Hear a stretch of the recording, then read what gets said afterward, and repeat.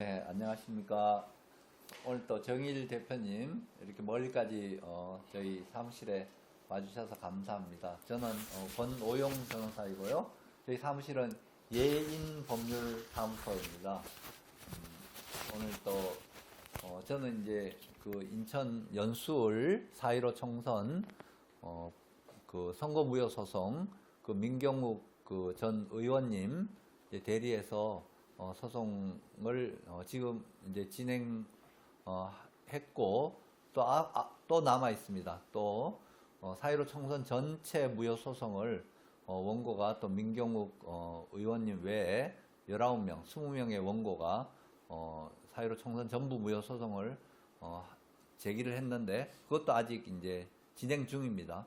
그리고 개항을 우리 오경영 단장님의 또 소송 대리인으로서 지난 6월 1일, 2021년 6월 1일 보궐선거, 개항을 보궐선거 무효 소송을 또 제기해서 진행하고 있습니다.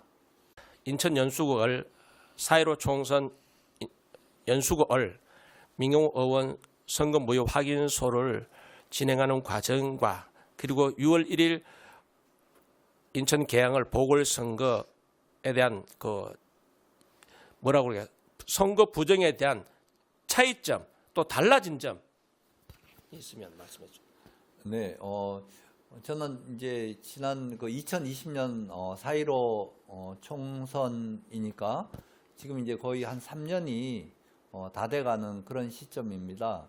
그 당시 그 총선 당시에 제가 이제 그 지지하던 그런 당과 후보 이런 것들이 많이 참패해서 실망한 거는 있었지만 이제 부정선거라는 거는 뭐 전혀 생각할 수 없었고 상상도 못 했는데 슬슬 들려오는 소리가 이상하게 그 뭐죠 63대 36이라는 이런 이야기가 들려오고 그래서 그게 무슨 얘기인가 처음에 그게 뭐 뭔 얘기인가 잘 이제 짚히지 않는 얘기인데 나중에 이제 뭐 민경욱 전 의원이 그 당시 인터뷰하는 거 들어보니까 세 사람 후보 사이에 딱 비율이 있다는 이런 이야기도 있고요.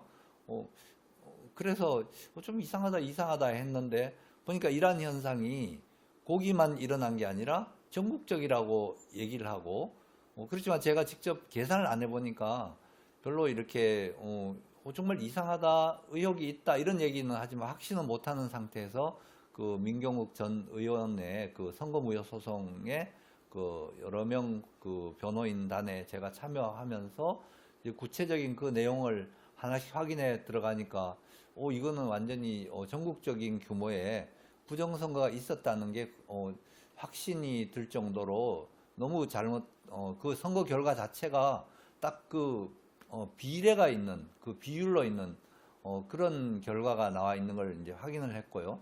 그게 어떤 얘기냐면 선거라는 거는 유권자가 그 표심이 누구한테 갈지 모르는 건데 이게 각 그 당 사이에 딱 비율로 딱 정해가지고 표가 결과가 나와 있다. 이거는 사실 조작이 아니면 그거는 뭐 있을 수 없다는 건 상식적인 거거든요.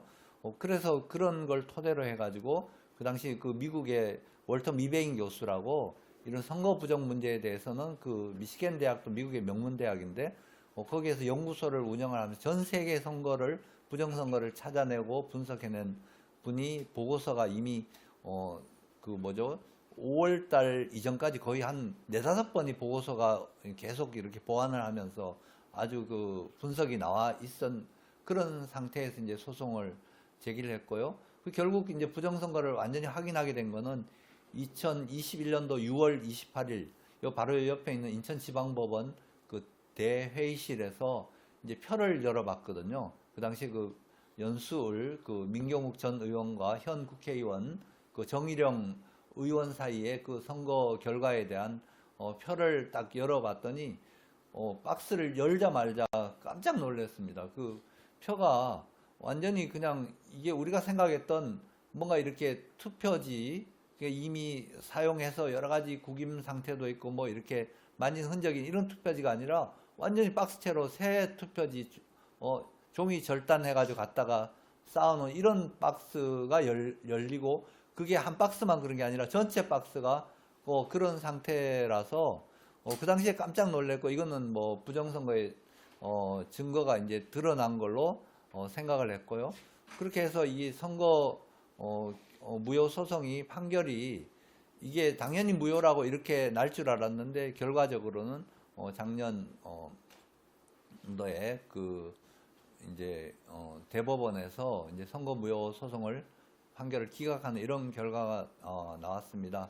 그렇지만 그런 결과하고 상관없이 지난 그 2022년도 3구 대선 그리고 또 2022년도 이어서 있었던 그 윤석열 대통령 이제 당선 후에 치러졌던 6.1 지방선거가 있었는데요.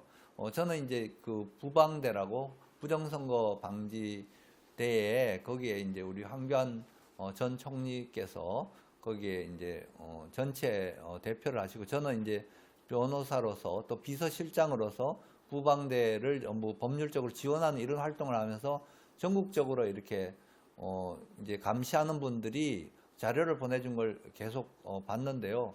그 계양구 지역에 참관인으로 나가 있던 어떤 부방대원 한 분이 이제 그 현장에서 그 당시 개표하면서 저한테 전화를 하셔서 여기 부정선거로 보이는 그런 투표지들 이제 뭔가 전혀 이렇게 구긴 흔적이 없는 투표지들이 현장에 이렇게 발견이 되고 또 현장에서 무엇보다 놀라운 것은 그 선관위 직원이라고 생각되는 사람이 투표지의 그 번호지를 그 자리에서 절취를 하고 있다는 이런 이야기를 해서 이거는 범죄다.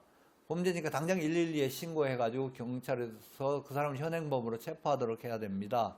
그리고 저 스스로 그 당시에 112에다 신고를 해가지고 경찰관한테 그런 사실을 이제 신고를 했고 그래서 그게 어떻게 처리가 이루어질 줄 알았는데 나중에 결과적으로는 아무런 그분에 대해서 뭔가 그 현장에서 번호지를 절단한다는 건 말하자면 투표지는 우리가 선거 투표할 때 번호지를 절취한 투표지를 거기다가 기표를 해가지고 투표함에 넣는데 현장에서 번호지가 붙은 투표지를 그 자리에 번호지를 절취한다는 건 말하자면 새로운 투표지를 위조하는 현장이라고 판단이 되는 거거든요. 그런데도 그게 처리가 안 이루어졌고요. 그래서 나중에 그 참관하는 분한테 그 당시에 이제 참관하면서 찍은 사진 영상 전부 보니까 이거는 부정선거가 보통 부정선거가 아니라 아니 현장에 그러니까 새로 만든 그 투표지 다발을 쌓아놓고 개표하는 그런 현장이었고요.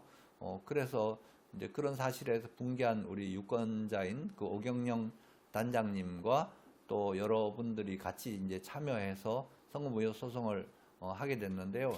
그렇게 이르게 된 거는 처음에는 그 후보자를 이제 본인을 찾아가서 우리가 설명을 해드리고 설득을 했었거든요. 근데 이분도 이제 그게 잘못됐다는 걸 인식을 하시는 것 같긴 한데 이분이 나서지를 않는 것 같고 그분은 어차피 정치인이니까 뭐 당의 입장에 따라서 이 선거무효 소송을 제기해도 별로 실익이 없다고 생각하셔서 그런 건지 어쨌든 좀 실망은 했지만 그래도 오경영 단장님하고 유권자들이 여기에 이제 직접 나서서 이 소송을 제기했는데요. 여러 가지 뭐 그 인지대라든지 뭐 이런 비용 문제도 사실은 저도 변호사인데 이제 수임료를 좀 받고 진행을 해야 되는데 그런 사정이 안 되니까 그래도 이건 그대로 둘 수는 없는 거라서 제가 이제 그 소송 대리를 지금 진행하고 있고요.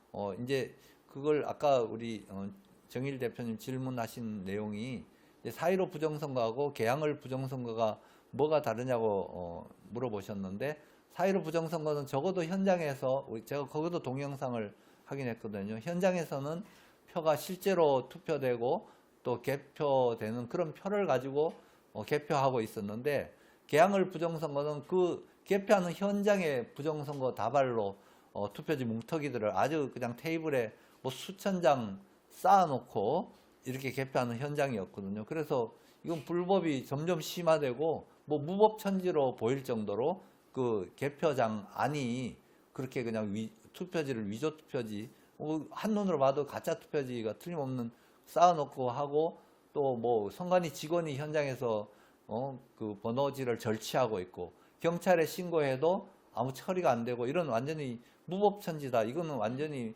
뭐라고요? 뭐 우리 해방구 같은 그런 이거는 뭐 불법이 그냥 그대로 허용된 이런 처지인 것 같아서 심각하다고 생각을 했거든요. 그런데 이런 문제를 우리가 제기를 하고 이렇게 해도 별로 지금 아직까지는 반응이 별로 없어서 이제 소송 과정에서 이게 좀 드러났으면 하는 기대가 있습니다. 자, 인천 계양을 6월 1일 보궐선거 그 투표지 절취선 현장에서 목격하셨다고 하는데 그 목격 현장의 영상이라든가 증거 확보돼 있습니까? 그거는 우리 오 단장님이 그거는 원본을 다 가지고 계시고. 그럼 이게 목적물로 채택이 됐나요? 예, 이제 법원에는 이제 당연히 증거물로 제출할 거고요. 저희들이 일단 서면에 사진 같은 거 이런 걸 이제 영상을 이제 사진을 뭔가 캡처해 가지고 자료로 냈고 또 법정에서 그 동영상을 보여드렸거든요. 대법관 앞에서. 대법관도 상당히 당황하는 표정이었고 그런 증거물을 전부 이 법원에다가 증거를 제출해 달라고 이제 하셨거든요. 그래서 그 작업을 할 거거든요. 일단 저희는 영상하고 그 사진 증거들은 다 가지고 있습니다. 2차 변론기일 정해졌습니까? 아직 날짜는 안 정해지고요. 이제 추정이라고 해가지고 기일은 아직 정하지 않고 저희들이 자료를 내고 또 피고 쪽에서도 답변하고 뭐 이런 과정이 있은 후에 2차 변론 기일이 잡힐 것 같습니다. 지난 4.15 그 총선 선거 무효 소송은 그 120 몇 건 이렇게 제기됐는데 그중에 후보자가 낸 사건 선거 무효 소송 된 거는 그렇게 여러 건이 아니거든요. 나머지는 지역 유권자들이 이제 원고가 돼서 제기한 거고요. 또 제가 지금 아직 제기해서 진행 중인 소송도 20명이 원고인데 그중에 이제 민경욱 전 의원도 소송 그 원고 대표로 계시기는 하지만 나머지 분들은 시민단체 대표 이런 분들이거든요. 그래서 뭐 그게 역사상 처음은 아니지만 계양을 소송이 의미가 있는 거는 정말 오경영 우리 단장님은 지역에 진짜 살아가시는 주부시고 유권자시거든요. 정말 순수한 마음으로 이를 문제 제기를 이제 하고 또 그래서 또 그 후보자 분을 찾아가 가지고 우리가 굉장히 설득을 했거든요. 그분 이거는 좀 나서 주셔야 됩니다 하고 설득을 했는데 본인이 못 하시면 사실은 이 비용이 너무 많이 들거든요. 인지대만 해도 400 몇십만 원이고 이제 검증까지 하면 뭐 수천만 원이 들어간 이런 내용인데 일단 인지대 마련이 쉽지가 않았는데 본인이 그냥 다 가정에서 몇백만 원을 조달하는 게 쉽지가 않거든요. 근데 그걸 이제 본인이 희생적으로 그걸 지불을 하시고 그렇게 이제 하신 거예요. 그래서 저도 참 그 마음이 너무 고맙고 저도 변호사로서 일도 많고 하지만 이 일은 그냥 넘어갈 수가 없는 일이라서 그래서 이제 하고 있는 거거든요. 그리고 이제 우리 오 단장님 오히려 저를 많이 이렇게 칭찬해 주시지만 저는 참 오 단장님 같은 분이 계시기 때문에 대한민국이 그래도 이나마 유지되고 있지 않나 이런 생각이 들거든요. 공익 제보자가 처벌받는 나라가 대한민국이었습니다. 이종원 사건에 대해서도 간략하게 좀 설명해 주십시오. 네. 그 재판 과정에 얼마나 억울한 부분인지. 그 이종원 선생님은 원래 구리시 개표장에 개표 참관인으로 들어가셔서 이분이 이제 그 당시에 확인하고 이제 이게 뭔가 잘못됐다고 생각한 부분이 그러니까 사전 투표지인데 그때는 이제 국회의원 총선거니까 4월 15일이었거든요.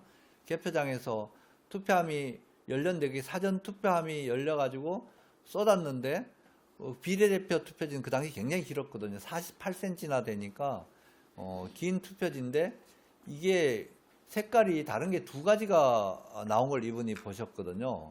그러니까 하나는 약간 좀 흰색에 가깝고 하나는 또 초록색. 원래는 연두색이 이제 그 당시 비례대표 투표지 색깔인데 두 가지 색깔이 한쪽이 뭐 몇 장만 있는 게 아니라 양쪽이 전부 다 그냥 몇십 프로씩 되는 이렇게 수천 장의 투표지 중에 거의 그렇게 나오는데 그게 어떤 의미냐면요. 그 비례대표 투표함 하나는 한 투표소에서 그 투표된 그 투표지를 모아가지고 이제 거기다 이제 그러니까 선거한 사람들이 거기다가 투표함에다가 집어넣었기 때문에 한 투표소고 한 투표소는 거의 그 프린트로 이제 뽑는데 그 용지라는 게 다를 수가 없는 거거든요. 그런데 똑같은 투표하면서 서로 다른 게 그냥 그 수천 장 중에서 그 수십 프로씩 나오니까 이거 한쪽은 이건 잘못된 거다 하고 그 문제 제기를 현장에서 개표 중단 외치면서 그 자리에서 굉장히 오랫동안 거기에서 문제 제기를 하셨거든요. 이분이 거기에 뭐 선관위원들, 선관위원장들까지 현장에 나와가지고 그걸 확인을 하고 112에 신고도 하고 이렇게 하다가 그 자리에서 이제 어떤 분이 그 자녀 투표용지 그 비례대표용지를 주는 걸 가지고 이제 밖에 나와서 신고를 했는데 이분은 이제 그때만 해도 익명이었거든요. 이분이 자기 신상을 숨기고 그게 어디로 전달이 됐냐면 그 민경욱 그 전 의원이 그 당시 이제 본인의 선거도 부정선거지만 4.15 총선이 이건 부정선거라는 문제 제기를 하시고 그래서 그걸 어디서 공개를 했냐면 그 5월 10일 날 국회의원회관 대회의실. 대회의실에서 이제 그날 폭로를 하셨거든요. 해가지고 그날은 언론인들도 굉장히 많이 오시고 김문수 전 지사 지금 현재는 이제 그 위원장이신 노사정 위원장 김문수 위원장도 오셨고 또 그 김경재 기독자유당 총재 이분도 오셨고 또 안상수 그 당시 현역 의원도 오셨고 또 유정복 그 위원장님도 그 자리에 오셨고 하여튼 국회 그 한 300석이 꽉 찰 정도로 많이 그 자리에서 이제 그걸 폭로를 하고 공개를 했던 그런 내용이었거든요. 결국 6장 이제 그거는 비례대표 투표지인데 사전 투표지는 아니고 당일 투표지지만 이분이 왜 그걸 이제 가지고 와서 문제 제기를 하고 폭로를 했냐면 개표장에 그러니까 자녀 투표지라는 거는 기표가 안 되고 투표가 안 된 투표지 자녀 투표 용지가 개표장에 들어갈 이유가 없는 거거든요. 그게 있으니까 이런 것들이 다 부정 투표지로 이제 둔갑된다는 그런 사실을 캐치하고 그걸 이제 가서 제보를 해가지고 그게 폭로가 됐는데 그 다음에 어떤 일이 일어나면 하면요. 선관위원회에서 그걸 이제 이걸 누가 이렇게 절취해가지고 가져갔다고 하면서 그 투표지 봉투까지 이제 사진 찍어가지고 이제 제공을 하고 그래서 검찰에다가 고발을 했고요. 그리고 그 후에 이제 검찰에서 수사가 들어갔는데 검찰에서 아주 수사를 굉장히 상세히 했거든요. 그 투표지를 갖다가 대검 포렌식 센터에서 투표지에 있는 지문 감시까지 이런 걸 다 하거든요. 하고 그렇지만 이종원 씨는 그 당시만 익명인데 그런데 이제 누구를 수사 대상자 민경욱 전 의원을 수사 대상자로 해가지고 이분을 이제 조사를 하고 압수수색 영장이 발부가 되고 또 서향기 목사님 또 김철영 전 그 공명총인가 공명선거 그거 이제 활동하시던 선거 감시 이런 분들을 이제 조사 대상자로 해가지고 압수수색 영장을 발부해가지고 그 집에 아파트에 가가지고 막 11시간씩 압수수색하고 이런 이제 말하자면 탄압이죠. 탄압이 들어가니까 또 이종원 님이 자기 때문에 이거 다른 분들이 피해를 본다고 생각하시고 자기를 공개를 하시거든요. 그래서 국회에서 우리 민경욱 전 의원님하고 기자회견을 하고 내가 제보자다 하고 이렇게 공익 제보자로서 이제 말을 자기를 밝히고 그렇게 하고 또 그 당시 김기수 변호사님이 이제 대리를 하면서 공익 제보로 정식으로 그 권익위원회에다가 신고도 접수를 하셨고 그리고 검찰에 출석해가지고 이제 조사를 받는데 그때가 5월 말쯤이었거든요. 5월 말쯤에 조사를 받는데 이제 검찰에는 조사하면서 이분을 투표지 절취범으로 이제 아예 그냥 예단을 하고 조사하는데 이분의 침을 이제 채취를 해가지고 DNA 감식을 맡기거든요. 그리고 그랬는데 나중에 DNA에 그 어디가 투표지가 아니라 투표지가 들었던 봉투의 봉투 표면에서 이분의 DNA가 발견이 되고 또 이분의 침에 있는 DNA가 그게 일치한다고 이렇게 이제 감정을 나와서 이분을 구속을 했거든요. 해가지고 1심 재판, 2심 재판을 거치는데 사실 우리가 과학자가 아니니까 DNA 그게 맞는지 처음부터 의심은 안 했는데 나중에 그 항소심 이제 재판 기록을 이제 원래는 재판 기록을 흑백으로 보다가 컬러로 이제 가서 그 원본 기록을 확인을 해보니까 아니 봉투가 타 있는 거예요. 탄 흔적이 있는 거예요. 그러니까 투표지 DNA를 찾았던 봉투가. 그게 너무 의혹이 가는 거예요. 왜 봉투가 탔지? 왜냐하면 검찰 수사 기록에도 봉투가 어떻게 탔다는 얘기는 한마디도 없었거든요. 없었고 검사가 그런 얘기를 한 적도 없었고. 그런데 나중에 이제 그러니까 직접 증거가 없다고 저는 봤거든요. 그리고 봉투를 탄 봉투라도 그 원본을 법정에다 현출하라. 증거물이니까 했더니 검사가 그걸 법정에 안 가지고 나오면서 다른 봉투를 가지고 나와서 이 봉투하고 같은 거다 하는데, 다른 봉투는 그냥 봉투거든요. 사용하지 않은 새 봉투를 가지고 와서 이런 거하고 같은 거다. 이게 뭐 같으냐? 이건 타는 적이 있어서 그게 의심스러워서 원본을 보자는 거다. 그리고 증거물이란 거는 법정에 원본을 제시해야 증거 가치가 있는 거 아니냐? 이렇게 따졌는데도 끝까지 그걸 안 가지고 나오고, 결심 후에, 변론 종결 후에 이제 보고서를 냈는데, 그러니까 5월 19일 날, 5월 19일 날, 거기 대법원 포렌식 센터에서 불이 났다는 거예요. 그러니까 좀 전에 그 투표지를 가져다가 검사가 이제 선관위 신고를 받고 투표지 지문 검사도 하고 이런 한 것들이 기록에 다 나와 있거든요. 나와 있는데, 그러면 이제 누가 이 투표지를 만졌는지를 이제 다 조사가 나왔을 것 같아요. 지문이 나오면 그건 지문 대조는 우리나라 전체 주민등록할 때 지문을 수사기관에 다 등록을 하기 때문에 대조를 하면 컴퓨터로 검식하면 누구 지문인지 다 찾을 수가 있거든요. 그러면 그 투표지에 누구 지문인지를 찾아놓고, 그런데 그 후에 이제 대검 포렌식스가 불이 났다 그러면서 봉투가 불에 타 있는 이런 걸 가지고 나왔고, 그래도 저는 이제 이종원 씨를 변론하는 게 목적이니까 뭔가 너무 의혹은 가지만 변론하는 게 목적이니까 이제 변론을 했죠. 이거는 또 그리고 불탄 봉투에서 이분의 DNA를 찾았다는 게 그러니까 뭔가 너무 불이 타면 거기에 뭐 그 불 났으니까 당연히 침이라든지 땀이라든지 다 날아갈 거 아니에요. 불에 탔으면. 그러니까 거기서 DNA를 찾았더니 이게 말이 되냐. 그리고 원본을 제시를 안 한다. 검사가 이게 증거물인데 이 사람 절취했다는 이 사람이 찍고 거기서 투표지를 가져갔다는 거니까 이 사람이 봉투를 만졌다는, 아니면 봉투에 이 사람은 뭔가 조직이 이제 묻었다는 거 아니에요? 침이 떨어졌든지 땀이 떨어졌든지 아니면 뭐 살점이 떨어져 붙었든지. 그러니까 DNA를 찾았다는 건데, 그럼 그 DNA가 있다는 그 원물을 제시를 해라 법정에. 근데 끝까지 안 가지고 나오고 그래 판결이 선고됐는데 항소를 기각해버린 거예요. 그러니까 증거가 하나도 없는 사건을 증거도 안 가지고 왔는데 판사가 그걸 기각을 하더라고요. 그래서 그러니까 너무 이거는 이상한 거예요. 그리고 나중에 이제 그 분란 이런 것도 기사를 찾고 확인을 하니까 저는 그때 너무 깜짝 놀란 거죠. 이거 무슨 검찰이 이런 검찰이 다 있고 법원이 이런 법원이 다 있냐. 대한민국이 이상해졌다. 그때만 해도 저는 그런 정도까지는 의심이 안 미쳤거든요. 대법원에서 재판을 뭐 지연을 하고 이렇게 지연을 하지만 그렇게까지 뭔가 이런 사람들이 조작에 이런 의심까지는 할 수가 없잖아요. 저도 이제 국가 공무원이었고 검찰을 신뢰를 하고 법원을 신뢰를 하고 이렇게 대한민국 체제가 유지가 된다고 했는데, 이종원 씨 사건이 나중에 진행되는 걸 보고 이 대한민국이 이상해졌다. 법원, 검찰 다 이상하다.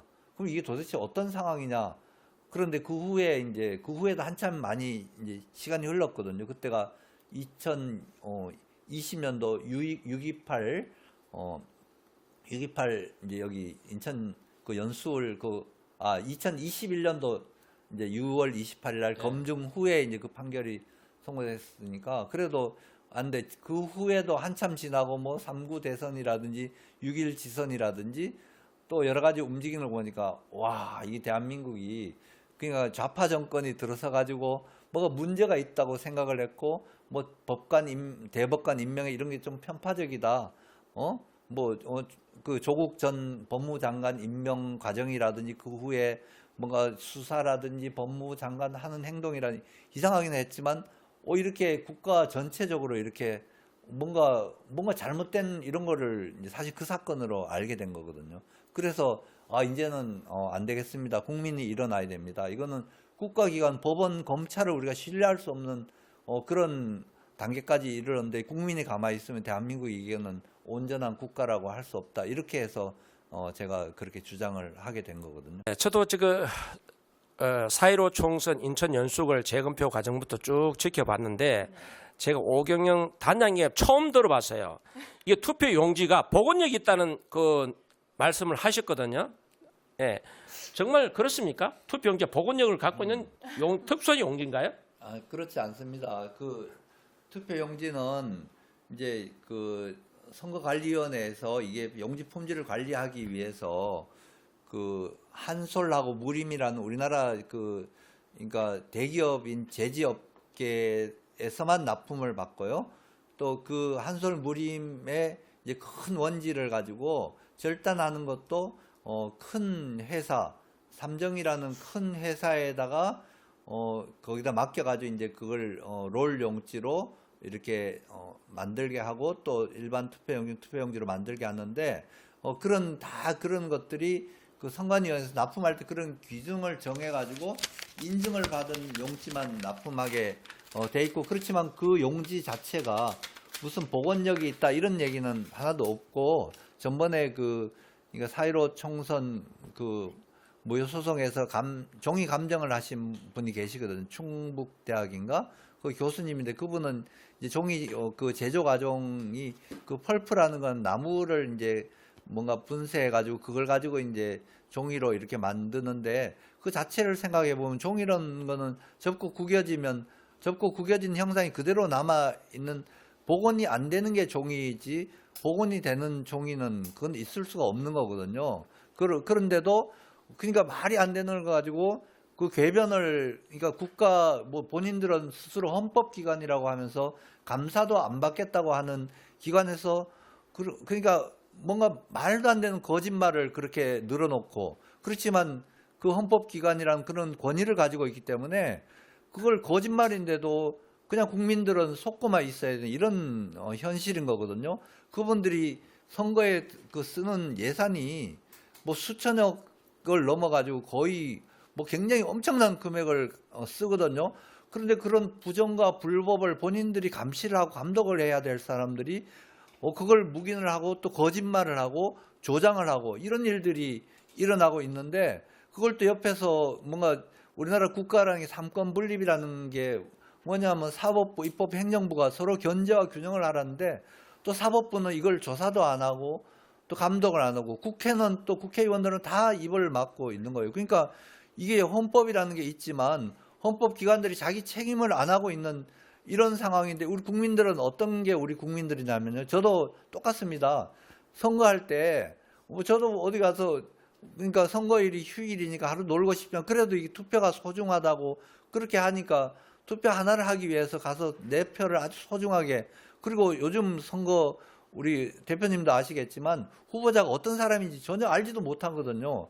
그 사람 그냥 당에서 추천하면 그러니까 우리 선거 홍보물 오는데 그 사람 양력만 대충 보고 가는데 그 사람이 댐댐이라든 이런 것들은 그 사람 실제로 말하는 것도 한번 들어봐야 되고 또 옆에 지켜봐야 되는데 그런 과정이 전혀 없이 그냥 당에서 공천하고 이렇게 하면 우리가 투표를 하지만 그래도 우리가 이거는 신중하게 하려고 노력해가지고 한 표를 찍을 때도 얼마나 신중하게 해가지고 찍어가지고 그 표를 소중하게 누가 볼까봐 해서 넣고 나와서 내가 내 주권을 행사했다 이렇게 보람있게 생각하고 나오는 건데 이거는 한 표를 그렇게 소중한데 뭐냐면 이게 다발로 이건 순 가짜표를 갖다가 다발로 쌓아놓고 그 결과를 내는 이런 거라는 걸 우리가 알게 된 거거든요. 우리가 뭔가 이 과장을 해가지고 뭐 추리를 해가지고 뭐 엄청난 그런 과정을 우리가 할 능력도 안 되고 그런데 우리가 본 건 이건 가짜 투표지가 틀림이 없거든요. 없으면 일단 그걸 놓고 사람들 생각해야 되는데 우리가 그런 걸 얘기를 하면 뭐라고 하냐면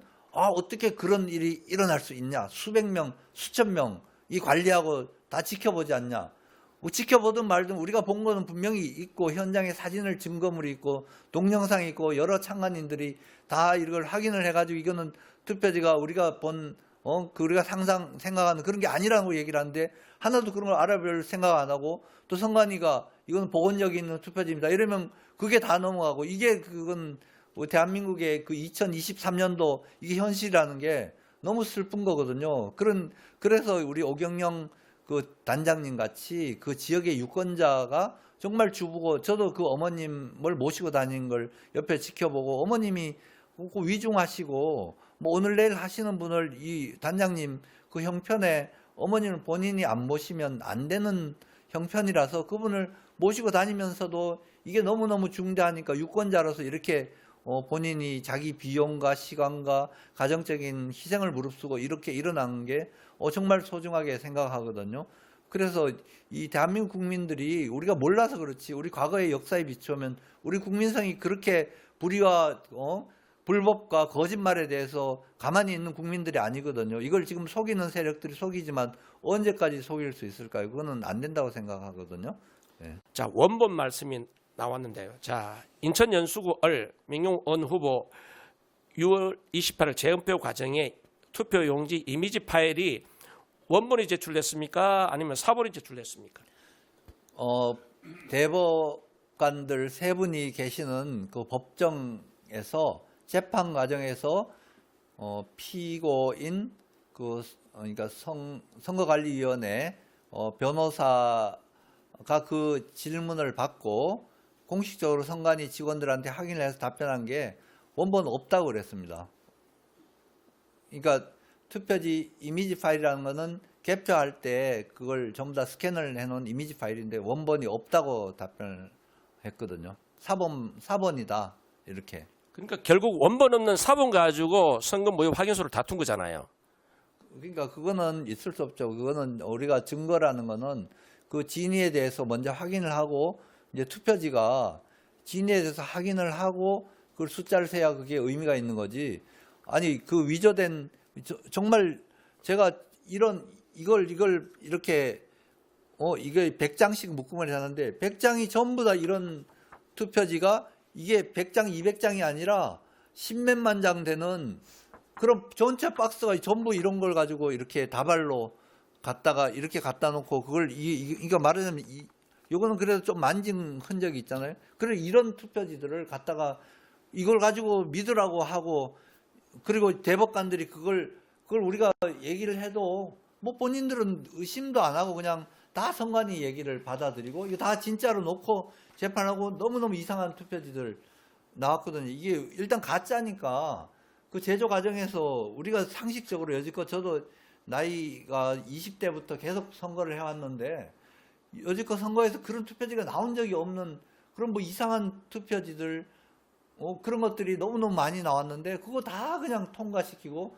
또 그리고 그 후에 또 어떤 짓을 하냐면요. 선관위가 본인들이 또 규칙으로 또 새로 개정을 해가지고 이런 것도 유효하다고 그러니까 일장기 투표지라고 해가지고 인장이 그냥 이건 도장 찍은 상태가 아닌데도 그게 수천 장 쏟아지니까 그걸 또 합법화하니라고 이것도 유효합니다 하고 그걸 아주 예시를 만들어가지고 이렇게 거짓말을 한다는 거예요. 이게 나라가 이 고위층이 대법관이 해가지고 선관위원회 그 헌법기관이라고 하면서 사기를 하고 국가 예산으로 거짓말로 규정을 만들고 또 대법관은 또 판례를 어떻게 하냐면 이 분명히 투표지에는 바코드를 인쇄하라고 분명히 그건 국회의원이 심의 과정에서도 아주 심각하게 이거 여기다 아무 정보 넣으면 안 됩니다 했는데 그걸 가지고 바코드를 안 쓰고 QR코드를 다 인쇄해가지고 그래가지고 하면 그걸 불법을 해야 되는데 대법관이 그거는 분명히 법규에는 자기네들 규정에도 이거 QR코드 쓰라는 규정도 만들지 않았거든요. 자체 선관위 규정을 만들 수 있는 권한이.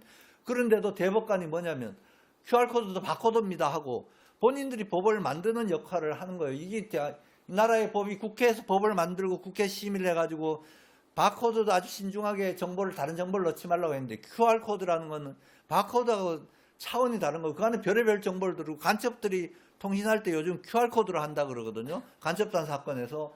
그런 걸 가지고 투표지에다 집어넣은 걸 대법관이 이걸 유효하다고 합법 QR코드도 바코드입니다. 이렇게 재판을 하고 이거는 저는 사실은 제가 너무 언성을 높여서 죄송한데요. 정말 이렇게 안 할 수 없는 이런 현실에 옛날에 만약 우리 항일 독립투쟁하고 정말 열사들 많은 분들이 이런 상황을 알게 되셨으면 그분들이 가만 있으셨겠어요. 근데 이런 일들이 대한민국에 일어나는데도 이걸 정말 우리가 붕괴하고 일어나고 이렇게 하지 않는 현상이 너무 안타까워. 그거는 아마 국민들이 몰라서 그래요. 저 사람들이 대한민국이란 체제를 가지고 있지만 순 거짓말을 가지고 체제를 유지를 하고 자기네들이 무슨 짓을 할지도 모르는 이런 상황이니까 저렇게 우리가 속고 있는 거지. 이걸 이제 국민들이 한 명 한 명 들고 일어나서 이걸 전부 다 공개를 해야 되거든요. 이게 형상 복원이 이게 어떻게 됩니까? 이런 거는 있을 수가 없고 논문에도 없고. 그런데 대한민국 헌법기관의 선거관리위원회가 이걸 형상 복원하니까 이런 투표, 그 순생 거짓말인 거고, 대법관은 그 거짓말 다 묵인하고 묵인하고 다 본인들이 보고 그렇게 허위 판결을 해서 우리가 고발도 했었거든요. 이 사람들은 대법관이. 그리고 심지어 이렇게 깨끗한 이런 것을 감정에 넘겼거든요. 근데 나중에 감정해 보니까 이런 투표지가 나오면 똑같은 투표지를 접어가지고 감정을 맡기고 접힌 투표지라고 이렇게 법원에서 이따위 짓을 하는 그런 걸 내가 보고 정말 너무너무 네. 화가 나고 실망을 하고. 정말 그러려고 대법관이 되잖아요. 대법관이. 그러게 말입니다. 정말 법 공부 다시 해야 되고 법전을 다시 써야 되고, 지금 자유 대한민국이 법은 국회에서 만들고 창작은 대법관이 창작을 해요. 지네들 마음대로, 지네들 고무줄처럼 지네들 마음대로 법을 창작하고 해석해요. 그것이 또 판결로 이어집니다. 대한민국이 그렇습니다. 자, 우리 행정문서도 원본이 없으면 책임 당사자가 원본 대조필이라는 대조필이 확인이 돼야 그 문서가 그 사본이 유효가 되는데, 선거 무효 확인서 대한민국 주권 문제인데, 이 주권 문제를 이미지 파일을 사본을 제출해서, 자, 피고 측이죠. 선관위에서 사본을 제출해서 원본 없다라는, 이런, 제가 이거 대법관이었으면 원본 파일이 없다는 그 자체로 해서 이거는 선거 무효다 이렇게 선언했으면 정말 자유 대한민국이 이렇게 나락으로 떨어지지 않고 부끄럽지 않을 거라고 저는 생각합니다. 정말 소중한 한 표, 투표용지 한 표가 주인이냐 노예냐를 갈림합니다. 자, 권호영 변호사님, 4.15 총선과 관련해서 전체 무효 소송 진행 과정 간략하게 좀 말씀해 주세요. 어떻게 네. 진행되고 있는지. 네, 4.15 총선 그 무효 소송을 제기할 수 있는 그 기한이, 그러니까 5월 14일 자정까지였거든요. 그러니까 4월 15일부터 30일 이내에 해야 돼서, 근데 그 정말 자정 1, 2분 전에 소송을 제기를 했고, 그 당시 그 민경욱 전 의원님이 이제 그 일에 대해서 도와주셨고요. 본인이 원고로 나서 주셨고, 그렇게 한 이유가 이제 이 국회의원직이라는 게 선거로 해가지고 당선 결정이 되면 무효 소송이 아니면 그 직을 박탈을 할 수가 없거든요. 그러니까 2020년도 4월 15일 총선에 의해서 말하자면 구성된 국회는 저거는 적어도 우리가 그 결과에 의하면 적어도 이제 그 당시에 그러니까 우리 어느 정도 우리가 예측할 수 있는 신뢰성이 있는 거는, 그러니까 이쪽에 지금 현 여당, 그 당시에 야당이 적어도 한석 정도는 많은 결과가 나와고 거의 비슷한 그런 대등한 정도의 이제 그 의석이었는데, 그걸 사전 투표를 대규모 조작을 통해 가지고 지금 169석을 300석 중에 절대 과반이 훨씬 넘는 그런 의석을 지금 현 야당 민주당이 이제 가져가게 된 그런 결과는 국민으로서 받아들일 수가 없는 거거든요. 왜냐하면 국회가 입법권을 가지고 그 법률이 제정이 되면 국민 저 개개인이 당장 그 법률에 적용을 받아야 되거든요. 근데 대규모 부정선거가 일어난 걸 어느 정도 분석을 통해서 확인을 한 이상 저걸 그냥 법적으로 제기를 안 하면 나중에 이제 결국은 저 국회가 이제 법적으로 그냥 적법한 국회가 돼가지고 거기에 맞는 법률들이 다 유효하게 되고 그렇게 되니까 적어도 일단은 우리가 나중에 어떻게 되든 간에 4.15 총선은 전부 무효다. 왜냐하면 그 정도 그 규모 있는 그런 전국적인 부정선거가 일어난 걸로 확인이 되고, 또 헌법에도 그러니까 국회의원이 200명 이상이 이제 유지가 안 되면 전체 그 자체가 국회가 이제 유지가 안 되는 그런 헌법 규정이 있습니다. 예, 적어도 200군데 이상 부정이 일어난 거는 이제 지금까지 우리가 뭐 어느 정도 확인을 할 수 있는 내용이거든요. 그래서 이거는 전부 무효 소송이 제기가 이제 무효 판결이 나야 될 거로 생각했는데 일단은 소를 제기를 해가지고 그동안 이제 인천 연수울 검증이라든지 서울 영등포을 또 5곳 이제 그 투표지를 봤을 때 전부 다 그 투표지는 새로 만들어 놓은 그런 위조 투표지인 게 확인됐고요. 또 얼마 전에 그 서울 광진을 그러니까 현 오세훈 서울시장하고 고민정 의원하고 그 선거도 투표지 일단 그거는 뭐 투표지를 자세히 세진 않았지만 투표 자체가 전부 위조 투표지라는 것도 저의 판단에 확실하고요. 그거는 이제 그렇게 그러니까 까는 것마다 투표지 까는 것마다 그 뭔가 위조 투표지를 가짜 투표지 나왔고 아까 얘기한 이종원 님이 봤던 구리시 투표 거기도 위조 투표지가 현장의 개표장에서 나왔으니까 그런 것들이라든지 뭐 또 그동안에 검증 그러니까 투표지는 검증을 안 했지만 보존 절차에서 투표지 그 봉투를 열어가지고 사진 찍은 그런 것들도 보면 전부 다 빳빳한 새로운 투표지들이거든요.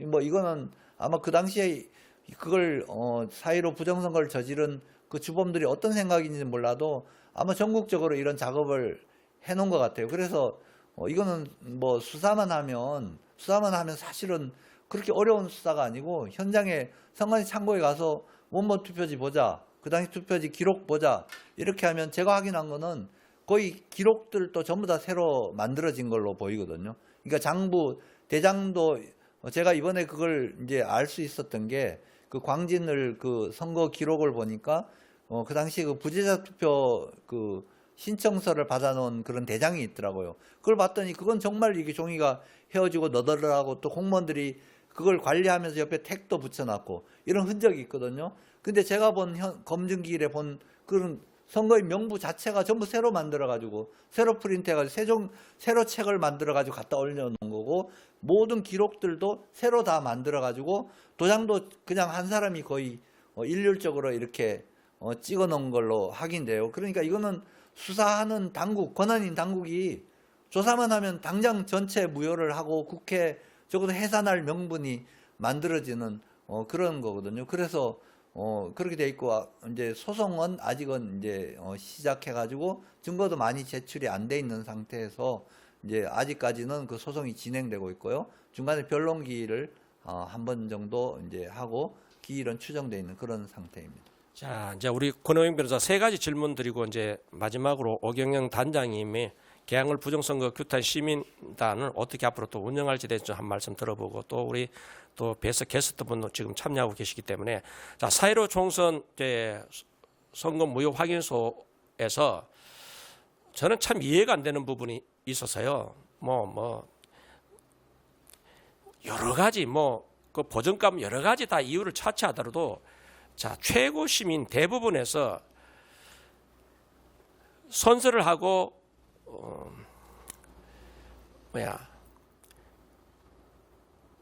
법정에서 법정 그 정인의 진술이 부정당하는 사태 어떻게 바라보시는지. 그러니까 교통사고 현장에 목격자 진술이 부정당하고 성폭행 현장의 목격자도 진술을 거부하고 또 살인 사건의 목격자 진술은 곧 판결문은 이어지는데 어떻게 저 서초동 대법원의 대법정에서 목격자의 정인의 진술 그러니까 도장 보고받은 적도 없고 본 사실도 없다 이런 진술이 나왔는데도 불구하고 어떻게 기각이 됐는지 이 부분 그리고 자 투표함을 보관하고 있는 장소 봉인지가 훼손됐어요. 이것을 무엇을 의미하는지 우리 권호영 변호사께 한 말씀 해주시고 일단 두 가지. 네, 정말 사실은 이 부정선거라는 건 굉장히 중대한 문제인데 법원에서 무슨 마음으로 그렇게 이제 재판을 하셨는지 지금도 의아하거든요. 그러니까 대법관들이 한 재판부는 적어도 3명 이상이 이제 재판을 하셨는데 최근에 아니라 얼마 전까지 어떤 분은 50억 클럽이다. 당신이 50억 클럽 몸통이요. 서로 간에 뭔가 얘기를 주고받고 이런 것도 있었거든요. 그것도 사실 있을 수가 없는 일이죠. 어떻게 대법관이 그런 구설수에 오른다는 것도 있을 수가 없는데 제가 확인한 거는 적어도 재판 과정에 증거물이 달라져 있다는 거거든요. 아까 얘기했듯이 이렇게 깨끗한 투표지를 감정을 위해 가지고 대법원에다가 우리가 이제 뽑아 가지고 제출했는데 중간에 봉인도 안 된 봉투에다가 보관을 해가지고 나중에 확인을 시켰고 감정해서 나중에 보니까 좁힌 자주국이 나와 있어요. 그리고 감정 결과가 뭐냐면 접혀 있더라. 10장 중에 6장은 접혀 있더라. 이런 식으로 감정이 나오거든요. 이건 육안으로 분명히 구분이 되고요. 그리고 사진을 찍어놓으면 사진상으로 서로 다르거든요. 그러니까 이렇게까지 신뢰를 잃었고 또 원본이 없는데 사본을 가지고 적어도 그러면 사본이 나온 왜 원본이 없냐 이런 경위가 조사가 돼야 그걸 확인을 할 수가 있거든요. 그런데 그냥 그걸 그냥 다 숫자를 맞춰가지고 전체를 새로 투표지를 만들어 놓은 걸 가지고 숫자만 세가지고 다 유지를 하고 심지어 어떤 투표지는 날인도 안 돼 있어요. 투표 관련 도장도 없는데 유효 처리가 되고 그래가지고 그 검증 자체를 보이콧을 했는데 이제 연수울 그 민경우 의원 이제 소송으로 다시 돌아가면 그 증인이 나왔거든요. 증인 불러내기 어렵거든요. 대법원 재판에서 그분 투표관리관이 나와서 그럼 일장기 투표지라는 건 다른 게 아니라 투표관리관인데 도장 형태가 아니고 시뻘건 그냥 맞아 뭔가 루즈 뭉친 것처럼 아니면 그냥 인주를 갖다가 그냥 갖다가 바른 것 같은 그런 투표지가 1000장 이상 나온 그런 내용에 대해서 증인이 이제 투표관리관이랑 바로 이런 투표소에서 이 투표에 이거 관리관 도장을 찍어가지고 교부하는 그 책임이 있는 그분이 나와가지고 그런 투표지 자기 투표소에서 본 적이 없다. 그리고 들은 적도 없다. 그런 투표지가 있다는 걸. 나중에 뭔가 이렇게 방송이나 언론에서 보도되는 걸 보고 그때 알았다. 이렇게 나와서 증언을 했거든요. 그럼 그런 투표지는 가짜라는 거거든요. 현장에 없었던 투표지가 나왔다는 그런 증언을 했는데도 대법원에서는 그런 거에 대해서 어떤 뭔가 이게 그런 과정에 대해서 그러면 이렇게 된 이유에 대해서 밝히지도 않았는데도 다 유효 처리한 결과를 가지고 그대로 인정을 하고 선거 무효 소송을 기각을 했거든요. 또 거기 우리 인하대학교 그 원로 교수님이세요. 공학을 하시고 우리나라 미사일 최초의 한국형 미사일 개발하시고 화력발전소 처음 시작할 때 그걸 다 분석을 하신 굉장히 꼼꼼한 서울대학 출신 파리에서 유학하신 우리나라의 정말 그 초창기 공학자신데 그분이 와서 증언을 했길래 연수울 그 선거 결과가 통계학장으로 나올 수 있는 확률이 2억 6천만 분의 1이라는 거예요. 2억 6천만 분의 1인데 대법원은 그 1을 가지고 자기네들은 사실로 다 받아들이고 우리가 그냥 10만 장 이장 가짜 투표지라고 저는 확실하고 그 현황의 사진으로 다 보면 국민들이 보면 당장 알 수 있는 일을 가지고 대법원은 그걸 다 유효한 걸로 판정을 하고 정작 그 현장에서 법원 사진사가 전부 촬영한 공식 사진은 대부분 지워버리고 300 몇 장 남겼는데 그것도 투표지 사진이 아닌 현장에서 그냥 북적거리는 사람들 사진을 한 장면을 그냥 10몇 장, 20장씩 갖다가 나열해가지고 그렇게 다 채운 그걸 검증조서에다 남겨놓고 나머지 사진을 다 삭제했다는 거거든요. 이렇게 재판을 해가지고 이걸 선거 기각을 해놓으니까 그 후에 이제 재판에서는 우리가 입증할 방법이 없어요. 선관위에서는 볼 필요가 없다고 얘기를 해요. 투표지를. 우리가 결과는 너무너무 의심스럽고 이거 위조 부정선거 계속 일어난 걸 현장의 참관인들이 다 보고를 했는데 이제는 아예 재판 자체를 하급심 법원에서는 할 생각을 안 하고 우리가 증거를 그럼 투표지 현장 검증을 해서 투표지를 보자 그러면 불필요하다 기각해버리고 문서를 장부를 제출해달라면 기각해버리고 이런 상황이 일어나고 있는 거거든요. 그러니까 대법원에서 명백한 사실을 가지고 본인들이 알면서도 저는 그렇게 판결했다고 하거든요. 그렇게 하니까 대한민국이 법원 사법이 그냥 무너져 버리는 이런 결과를 일으킨 거거든요. 이걸 회복하려면 사실은 이제 법관이 바뀌고 뭐 정부에서 수사에 나서 이렇게 해야 되는데 아직까지는 좀 요원하거든요. 그래서 그래도 우리는 국민들은 왜냐하면 끝까지 해야 되는 게 그렇게 안 하면 우리가 살아갈 수가 없는 나라에서 우리는 살 수가 없는 거거든요. 우리는 북한 저들이 아무리 선전을 하고 사회주의가 좋다고 하지만 우리는 북한 같은 그런 나라에 못 사는 사람들이고 또 그리고 살 수가 없거든요. 종교의 신앙의 자유를 다 훼손당하고 뭐 저 거짓말하는 걸 우리 지켜볼 수가 없는 국민인데 그런 걸 지금 끝까지 참고 기다리면서 정말 바른 사람이 나와서 이걸 결과를 다시 원상 회복하기를 기대하는 그런 마음입니다. 예, 투표한 보관소 봉인지, 예. 봉인지 회수. 그거는 이제 그 당시에 그 출마했던 그 지역구 위원장이 이제 그 당시 투표 영등포. 보존할 때 영등포을 그 법원 창고에 봉인한 사진을 다 촬영을 해놨거든요. 나중에 가서 이제 검증하러 갔더니 그게 바뀌어 있는 거예요. 또 실제로 바뀌었다고 보고를 했어요, 법원에서. 왜 바뀌었냐 했더니 뭐 가질러 들어가서 그걸 봉인을 다시 풀고 다시 했다고 하니 그거는 말이 안 돼요. 그러면 가서 본인들을 불러가지고 재판 과정을 통해 가지고 공개적으로 하고 확인하고 조서에 남기고 이렇게 해야지. 그거는 변명이 안 되는 변명하고 또 실제로 영등포 투표지를 다 열어보니까 전부 다 완전히 거기는 다른 데보다도 더 투표 용지도 더 싸구려 같이 보이고 허술한 용지고 거기에 그 기표인이라고 볼 수 없는 도장이 너무너무 많이 찍혀 있더라고요. 그러니까 이거는 법원 재판을 신뢰가 할 수 없고 법원 자체를 신뢰를 할 수가 없다고 생각이 되거든요. 지금 와서는. 우리가 그렇게 하고 그렇게 싫지만 그런 걸 믿고 싶지 않은 일들을 지금 우리가 그렇게 확인을 한 사실이라서 이거는 뭔가 법관을 교체를 하든지 그렇게 책임을 지는 대법관을 교체를 하든지 아니면 그 사람을 수사를 해가지고 조사를 하든지 지금 이런 상황이거든요. 이제, 네. 예, 투표함을 보관하는 보관소 봉인지가 훼손됐다는 것은 누군가 문을 따서 들어갔고 또 그 피고 측에서도 문을 열었다고 하는 그 자체 그거 하나만으로도 선거 무효라고 생각할 수밖에 없고 자 끝으로요.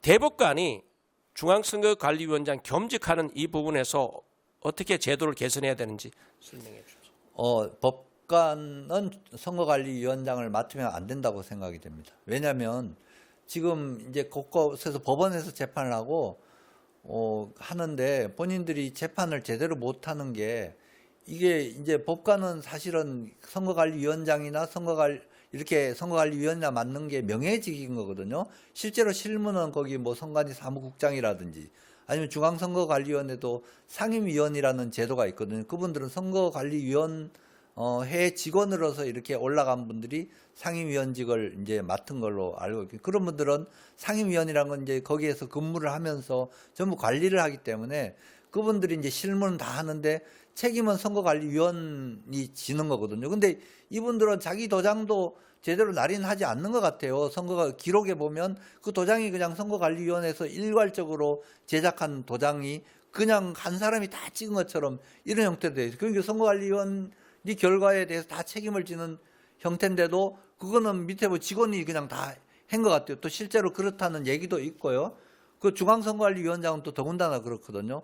이 엄청난 부정이 일어났는데 책임은 선거관리위원장이 대법관이 책임이 있어요. 그러니까 본인들이 재판하는데 자기가 책임질 쪽으로 재판을 안 하게 돼 있는 건 인지상정이거든요. 이 법원은 명예를 중시를 하고 또 거기에 대해서 신뢰에 대한 책임을 져야 되니까 그러니까 이분들이 그냥 명백하게 현장에 부정투표지를 상더미처럼 보고도 그냥 다 기각을 해버린 이런 상황이 일어난 거예요. 그래서 선거관리위원장은 또 그 법관이 맡으면 안 되게 또 그것도 중앙선거관리위원장을 대법원관이 맡으라는 법도 없거든요. 규정도 없고 그런데도 관례로 해가지고 계속 그렇게 내려오는데 이분들이 헌법기관장이라는 그런 명예를 가지고 그걸 맡는지 몰라도 본인들이 그렇게 하면 스스로 양심에 따라서 그 직을 맡으면 안 될 것 같고요.